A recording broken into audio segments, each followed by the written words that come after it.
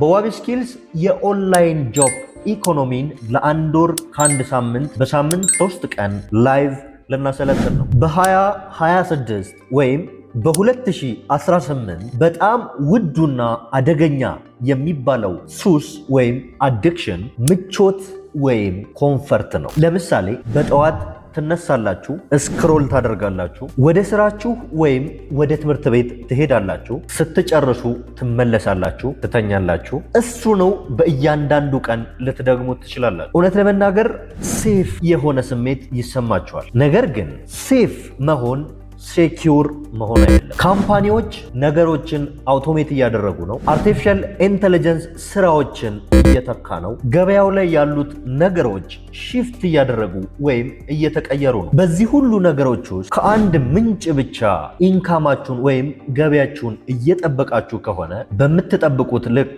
ስኬታማ ላትሆኑ ትችላላችሁ። ምክንያቱም አዲሱ ኢኮኖሚ ሪዋርድ የሚያደርገው በአንድ ስራ ላይ ያላችሁን ታማኝነት ሳይሆን አዳፕታቢሊቲ ነው። ስለዚህ አንድ ሞኔታይዘብል የሆነ ስኪልን ተማሩ። የህይወታችሁ ትራጀክተሪ ሊቀየር ይችላል። በዋቢ ስኪልስ የኦንላይን ጆብ ኢኮኖሚን ለአንድ ወር ከአንድ ሳምንት በሳምንት 3 ቀን ላይቭ ልናሰለጥን ነው። እንዴት አድርጋችሁ የኦንላይን ስራዎችን መስራት ትችላላችሁ? እንዴትስ ፕሮፌሽናል የሆነ ፖርትፎሊዮዎችን ቢውልድ ታደርጋላችሁ? ዊኒንግ የሆነ ፕሮፖዛል ለክላይንታችሁ እንዴት ትጽፋላችሁ? ከሰራችሁስ በኋላ ክፍያዎችን እንዴት ትቀበላላችሁ? በአፕወርክ፣ ፊቨር፣ ፍሪላንሰር፣ ፒፕል ፐር አወር፣ ሊንክዲን በመሳሰሉት ፕላትፎርሞች ላይ እንዴት ትክክለኛ ስራዎችን መስራት ትችላላችሁ? እና የመሳሰሉትን ልናሰለጥናችሁ ነው። በተጨማሪም አርቲፊሻል ኢንተለጀንስን እንዴት በተሻለ መጠቀም ትችላላችሁ? ለማመልከት በ0977 666699 ይደውሉልን ወይም wabiskills.com ቼክ ያድርጉ።